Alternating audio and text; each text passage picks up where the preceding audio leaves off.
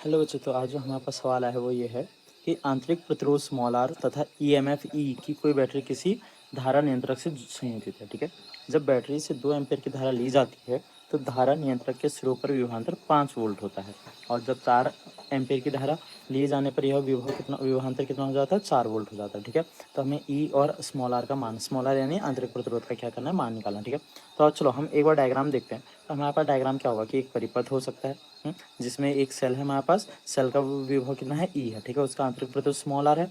अब देखो, धारा नियंत्रक से कितने एम्पेयर की धारा लेनी है, 2 एम्पेयर की। तो अगर मैं 2 एम्पेयर की धारा लेता हूँ तो इसमें से कितना, इसके टर्मिनल पे कितना, 5 वोल्ट आता है। ठीक है, तो अगर इसको सॉल्व करते हैं तो क्या लिख सकते हैं, देखो, कुल ईएमएफ बराबर बाह्य विभव धन आंतरिक विभव लिखेंगे। ठीक है, तो हमारे पास E equal to capital V plus small v आ जाएगा, और हमें पता है कैपिटल वी कितना दिया गया हमको, 5 वोल्ट।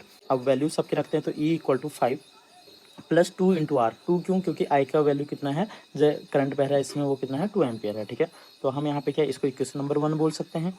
हाँ, लेकिन इसी सवाल में इसने एक चीज़ और बोला कि जब हम धारा को क्या कर देते हैं, 4 एम्पियर कर देते हैं तो विभवांतर भी कितना हो जाता है, 4 ओम हो जाता है। ठीक है, तो चलो आप देखते हैं, ये प्रारंभिक स्थिति हो गई थी हमारी। अब दूसरी स्थिति में क्या है, तो वही सर्किट है, बट बैटरी से क्या ले रहे हैं हम, 4 एम्पियर की धारा ले रहे हैं, तो हमारे पास विभवांतर कितना हो रहा है, 4 वोल्ट हो रहा है। ठीक है, तो फॉर्मूला हमारे पास क्या रहेगा, same, E equal to V plus V रहेगा।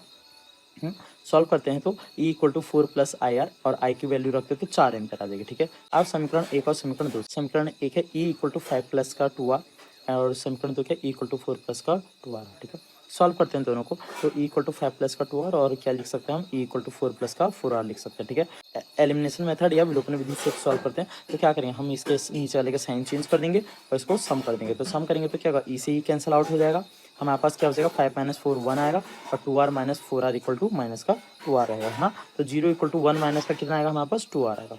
तो हम यहाँ से क्या कर सकते हैं, माइनस माइनस कट करके आर की वैल्यू निकालेंगे, जो कितनी आएगी हमारे पास, 0.5 ओम की आएगी। ठीक है, अब देखो 0.5 ओम का मान समीकरण 1 में रखने पर 5 रख दिया, तो सॉल्व करेंगे तो क्या आएगा हमारे पास, 5 प्लस 1, और सॉल्व ई की वैल्यू कितनी आएगी, 6 वोल्ट आएगी, और यही हमारे इस क्वेश्चन का क्या है, आंसर है।